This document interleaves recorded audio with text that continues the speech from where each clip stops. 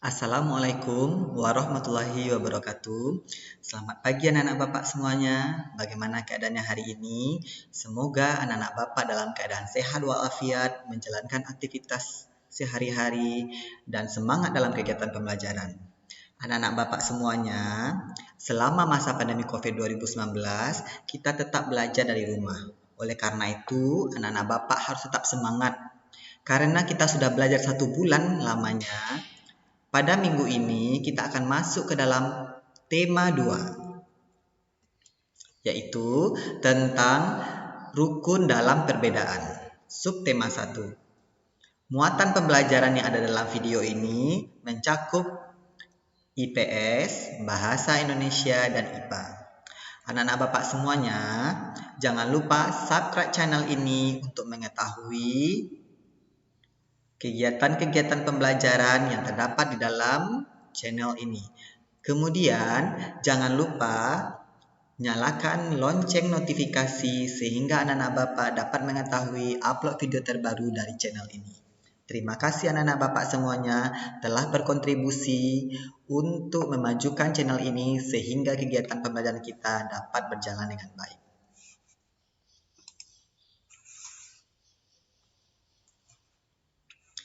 Anak-anak Bapak semuanya, selama masa pandemi COVID 2019, Bapak tidak akan lupa mengingatkan protokol kesehatan selama masa pandemi. Yang pertama adalah selalu gunakan masker dimanapun kita berada. Yang kedua, cuci tangan pakai sabun dengan air mengalir sesudah dan sebelum beraktivitas. Kemudian, jangan lupa makan makanan bergizi agar kita selalu sehat walafiat. Dan jangan lupa rajin berdoa sehingga kita bisa diberikan kesehatan melimpah oleh Tuhan Yang Maha Esa.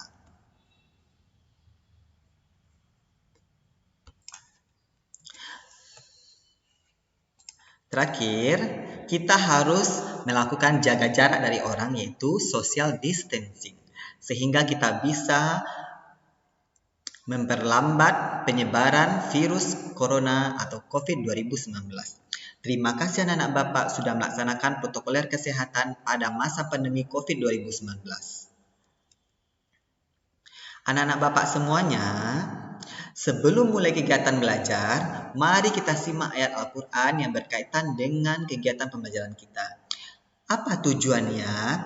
Dengan kita menyimak ayat Al-Quran, kita telah melaksanakan kegiatan pembelajaran secara tidak langsung yang berkaitan dengan sila pertama Pancasila, yaitu ketuhanan Yang Maha Esa. Berarti kita mengetahui bahwasanya Tuhan Yang Maha Esa sudah menghadirkan semuanya untuk kita manusia yang ada di bumi ini.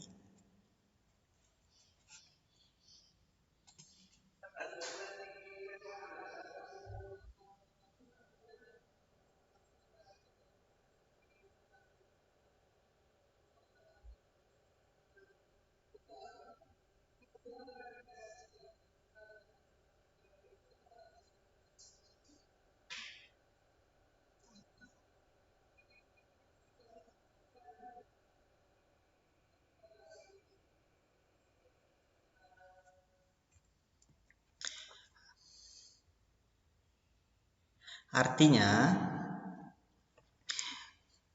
Dialah yang telah menjadikan bagimu bumi sebagai hamparan dan yang telah menjadikan bagimu di bumi itu jalan-jalan dan menurunkan dari langit air hujan, maka kami tumbuhkan dengan air hujan itu jenis-jenis tumbuhan yang bermacam-macam. Nah, semua yang ada di bumi ini adalah milik dari Tuhan Yang Maha Esa, oleh karena itu kita harus menjaganya dengan baik. Anak-anak Bapak semuanya, sebelum kita masuk ke dalam pembelajaran kita harus mengetahui tujuan kita terlebih dahulu. Mengapa kita harus belajar? Apa tujuannya? Yang pertama yaitu, setelah membaca teks proklamasi kemerdekaan, anak-anak Bapak nanti akan mampu menyebutkan informasi penting mengenai aspek apa, di mana, kapan, siapa, mengapa, dan bagaimana pada peta pikiran dengan tepat. Kemudian, setelah membaca teks, siswa nanti dapat menyebutkan makna proklamasi kemerdekaan dengan benar. Yang ketiga, setelah mengamati tumbuhan dan habitatnya, siswa atau anak-anak Bapak di rumah mampu menyebutkan ciri-ciri tumbuhan terkait dengan habitatnya. Itu merupakan tujuan pembelajaran kita. Kita masuk kepada kegiatan pembelajaran kita yang pertama, yaitu membaca teks proklamasi kemerdekaan yang ada di bawah ini. Nah, anak-anak Bapak semuanya, mari kita baca sama-sama teks proklamasi. Proklamasi. Kami bangsa Indonesia dengan ini menyatakan kemerdekaan Indonesia. Hal-hal yang mengenai pemindahan kekuasaan dan lain-lain diselenggarakan dengan cara seksama dan dalam tempo yang sesingkat-singkatnya.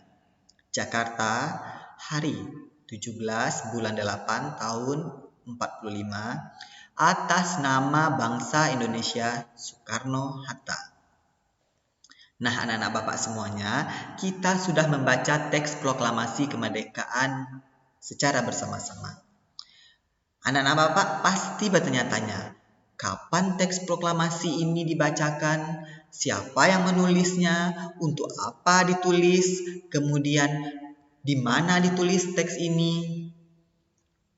Nah, anak-anak Bapak semuanya, dari teks proklamasi dapat kita jawab pertanyaan sebagai berikut. Apa yang dapat kamu ketahui tentang teks tersebut? Nah, kira-kira apa jawabannya? Nah, bagus anak-anak Bapak semuanya.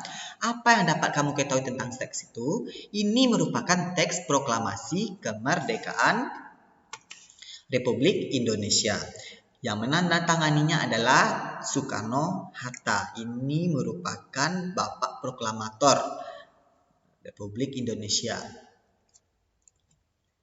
Nah, apa jawabannya yang bisa kita munculkan? Jawabannya yaitu, teks tersebut berisi tentang proklamasi kemerdekaan negara Republik Indonesia kita. Jadi, jawaban dari pertanyaan yang kita berikan itu bisa beragam. Itulah kunci dari kita meningkatkan kemampuan kreativiti kita untuk menjawab pertanyaan. Pak, bisa tidak kita menjawab pertanyaan dengan yang lain? Contoh, apa yang dapat kamu ketahui tentang teks tersebut? Dapat anak-anak Bapak jawab seperti ini. Yang dapat saya ketahui tentang teks tersebut adalah teks tersebut dibacakan pada tanggal 17 bulan 8 tahun 1945 atas nama bangsa Indonesia Bapak Soekarno dan Hatta. Itu juga bisa jawabannya. Nah, anak-anak Bapak semuanya, jadi satu pertanyaan itu bisa beragam jawaban terkait dengan teks yang kita baca. Nah, anak-anak Bapak semuanya, kita lanjutkan.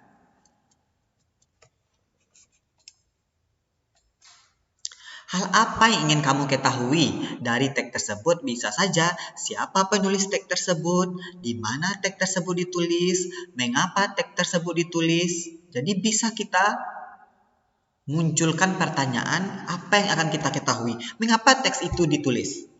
Jadi bisa kita berikan pernyataan terhadap teks yang kita baca. Siapa penulisnya? Siapa pengetiknya? Siapa perancangnya? Jadi dari teks yang kita baca bisa kita munculkan berbagai macam-macam pernyataan atau pertanyaan. Itulah kegunaan kita untuk belajar menggunakan kemampuan berpikir kritis dan kreativitas kita setelah kita membaca sebuah teks. Bagus anak-anak Bapak semuanya. Dah anak-anak Bapak semuanya, sekarang kita baca teks proklamasi kemerdekaan negara Indonesia kita. Proklamasi kemerdekaan yang dilakukan tanggal 17 Agustus 1945 menjadi peristiwa penting bagi bangsa Indonesia. Peristiwa tersebut menjadi tonggak sejarah di mana bangsa Indonesia berhak atas kemerdekaan dan wajib mempertahankannya. Anak-anak Bapak pasti mengingat bahwasanya pada tanggal 17 Agustus 1945 di sana adalah sejarah di mana mulai bangsa kita ini berdiri. Kita di zaman modern ini wajib untuk mempertahankannya. Kita harus bangga dengan bangsa kita sebagai bangsa Indonesia. Jangan mau bangsa kita dikalahkan oleh bangsa lain dalam bidang apapun.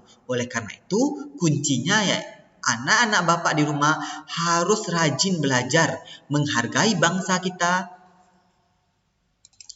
cinta terhadap produk dalam negeri kita, dan selalu menggunakan bahasa Indonesia yang baik dan benar. Dengan cara seperti itu, negara kita akan bisa kita pertahankan. Paham anak-anak Bapak semuanya? Bagus, kita lanjutkan teksnya. Diawali dengan dijatuhkannya bom atom oleh negara atau tentara Amerika Serikat pada tanggal 6 Agustus 1945 di kota Hiroshima dan pada tanggal 9 Agustus di kota Nagasaki, Jepang. Akhirnya menyerah kepada sekutu. Peristiwa ini jadikan kesempatan bagi bangsa Indonesia untuk segera membebaskan diri dari penjajahan bangsa Jepang. Anak-anak Bapak semuanya pasti mengetahui bahwasanya bangsa kita ini sudah lama dijajah oleh negara lain.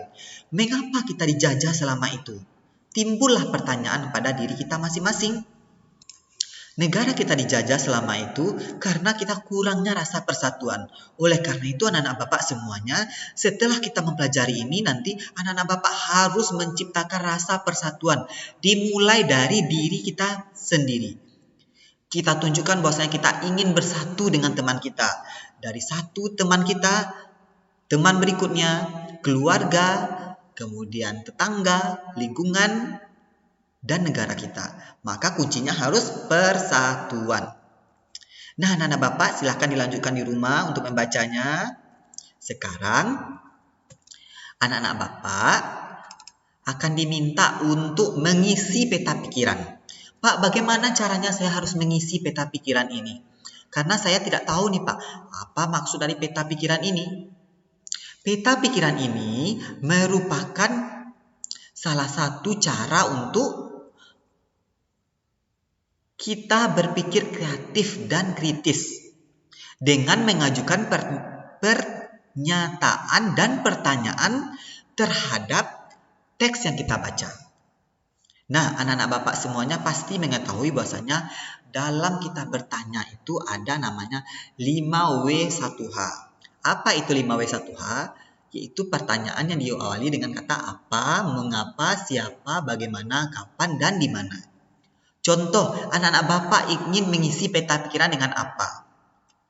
Dapat Bapak contohkan seperti ini.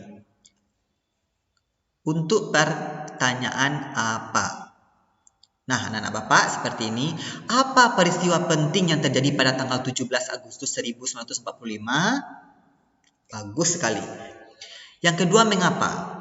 Mengapa tanggal 17 Agustus 1945 dijadikan sebagai peristiwa penting bagi bangsa Indonesia? Yang ketiga, siapa? Siapa yang melakukan konsep teks proklamasi? Atau siapa yang membacakan dan menandatangani teks proklamasi tersebut? Kemudian, bagaimana proses perumusan teks proklamasi kemerdekaan Indonesia? Kemudian, kapan proklamasi kemerdekaan Indonesia itu dilakukan? Terakhir, di mana menunjukkan tempat ya anak-anak Bapak semuanya, di mana teks proklamasi itu ditulis. Jadi anak-anak Bapak bisa beragam mengajukan berbagai pertanyaan sesuai dengan kalimat tanya ini. Contoh dari di mana ini menunjukkan tempat, kapan menunjukkan waktu, bagaimana ini menunjukkan anak-anak Bapak akan menjawab nanti menggunakan berbagai kalimat karena bagaimana proklamasi itu dapat dilakukan. Karena kita sudah melakukan peristiwa penting selama beberapa ratus tahun yang lalu dijajah oleh bangsa lain, itu bisa menjawabnya. Kemudian siapa? Siapa ini menunjukkan orang. Mengapa ini ada hubungan sebab akibat dan apa juga seperti itu. Jadi anak-anak Bapak mengisi peta pikiran harus menggunakan kalimat tanya seperti yang Bapak contohkan tadi. Kita lanjut anak-anak Bapak semuanya. Setelah anak-anak Bapak mengisi peta pikiran, nanti anak-anak Bapak dapat menuliskan dengan kalimat anak-anak Bapak sendiri jawaban dari peta pikiran yang anak-anak Bapak bisa buat tadi. Kita lanjutkan anak-anak Bapak semuanya. Setelah nanti mengisi peta pikiran, nanti anak-anak Bapak nanti bisa mengurutkan peta pikiran tadi menjadi kalimat anak-anak Bapak sendiri. Oleh karena itu, anak-anak Bapak nanti secara tidak langsung merangkum atau meresum dari teks yang telah dibaca. Kita lanjutkan anak Bapak. Nah, apa makna proklamasi kemerdekaan bagi bangsa Indonesia? Yang pertama adalah sebagai puncak perjuangan bangsa Indonesia. Yang kedua, yaitu sebagai pengakuan kepada dunia luar bahwasanya bangsa kita ini ada. Yang ketiga adalah menaikkan martabat bangsa kita di mata bangsa lain. Yang keempat, perjuangan sebagai negara baru. Jadi kita harus berjuang kembali. Kalau kita sekarang ini, kita merdeka di tahun 1945, sekarang sudah tahun 2020. Kira-kira sudah berapa tahun kita merdeka? Bagus anak Bapak, sudah hampir 75 tahun Indonesia merdeka.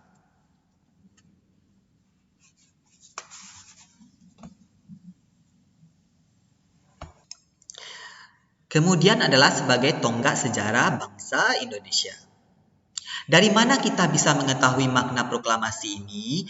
Proklamasi ini kita tadi sudah membaca teks proklamasi, kemudian membaca teks proklamasi berkaitan dengan cerita kapan dilaksanakan, kemudian di mana ditulis, kemudian siapa yang membacakan, dan lain-lain. Maka dari teks itu kita dapat menyimpulkan apa saja makna teks proklamasi kemerdekaan. Selain itu, kita dapat menentukan, anak-anak Bapak semuanya, dari teks proklamasi kita bisa menentukan apa makna dari proklamasi kemerdekaan yang kita jalani selama ini.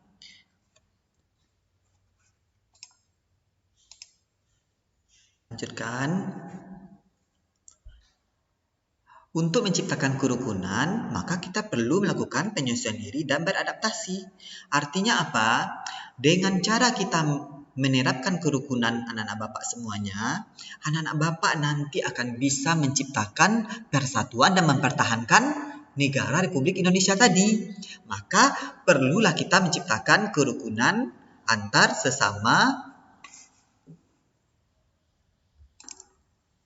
keluarga, tetangga, dan orang lain.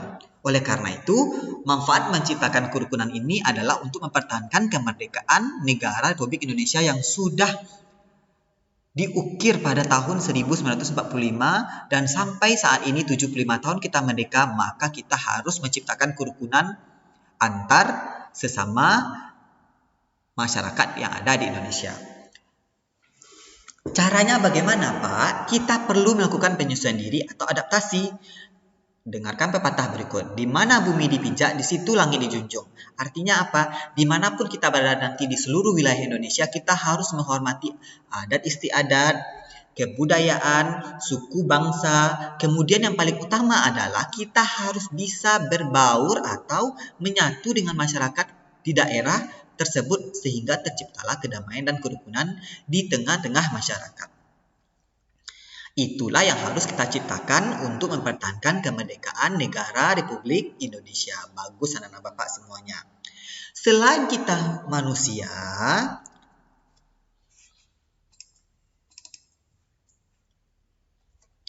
tumbuhan juga melakukan adaptasi.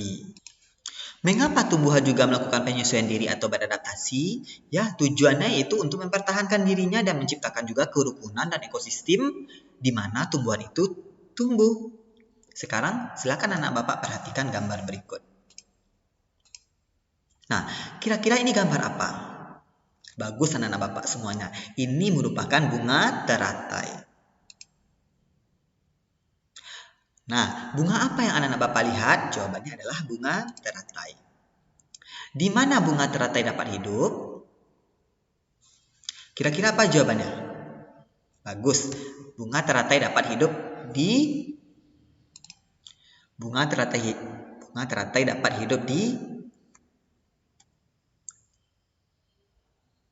permukaan air atau daerahnya adalah hidrofit. Bagus. Kita lanjutkan.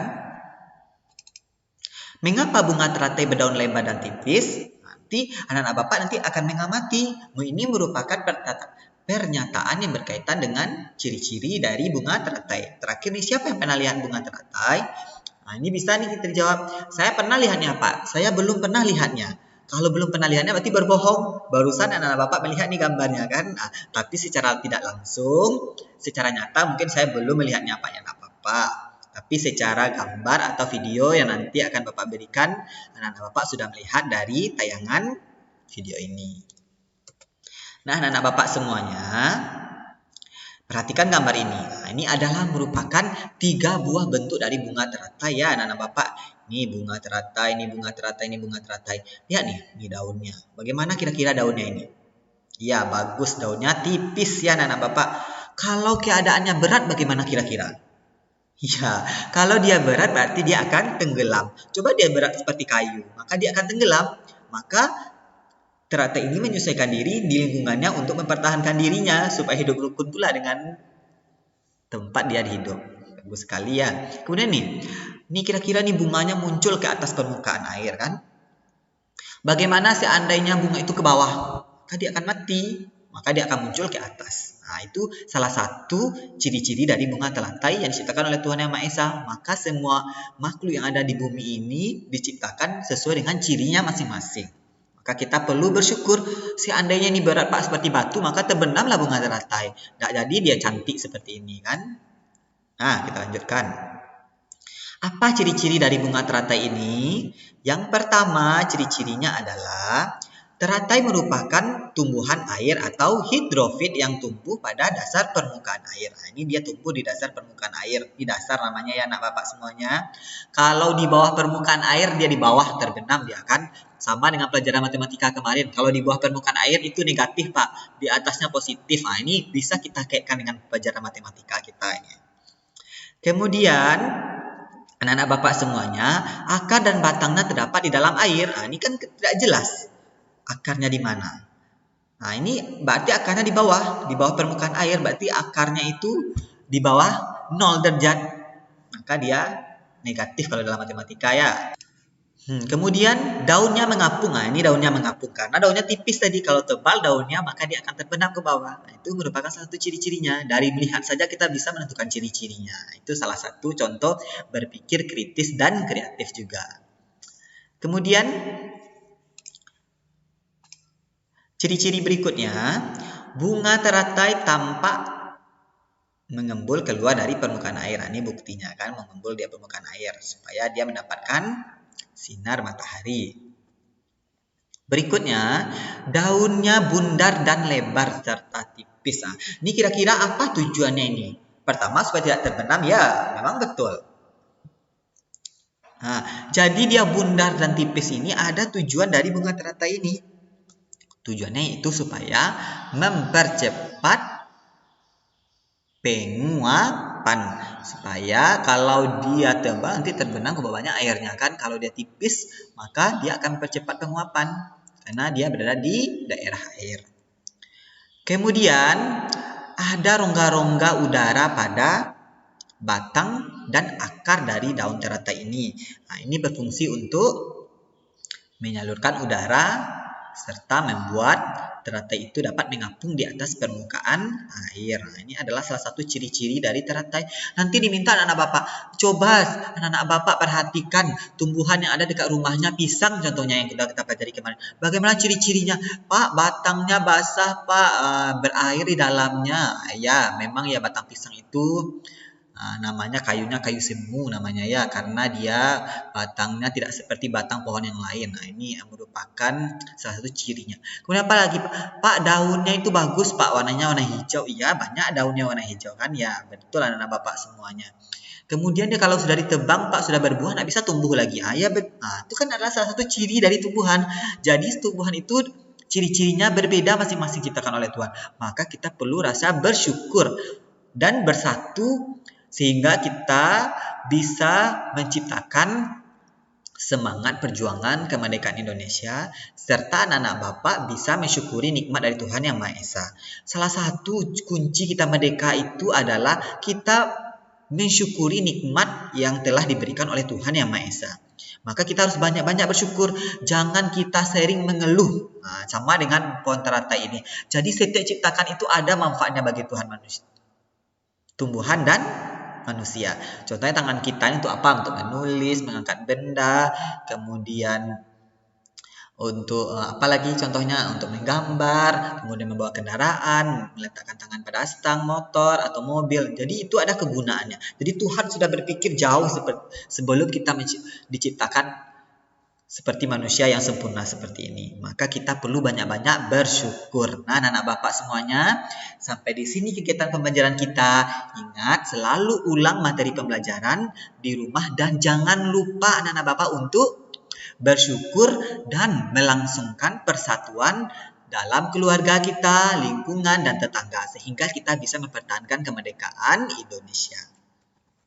Terima kasih anak-anak Bapak semuanya. Sebelum selesai, Bapak tidak akan lupa mengingatkan protokoler kesehatan masa pandemi COVID-19. Gunakan masker kita berada dimanapun. Cuci tangan pakai sabun sebelum dan sesudah beraktivitas. Makan makanan bergizi. Selalu rajin berdoa. Dan yang paling utama adalah jaga jarak dengan orang lain atau jauhi kerumunan dan dikenal dengan social distancing. Anak-anak Bapak semuanya, terima kasih telah menyimak kegiatan pembelajaran ini.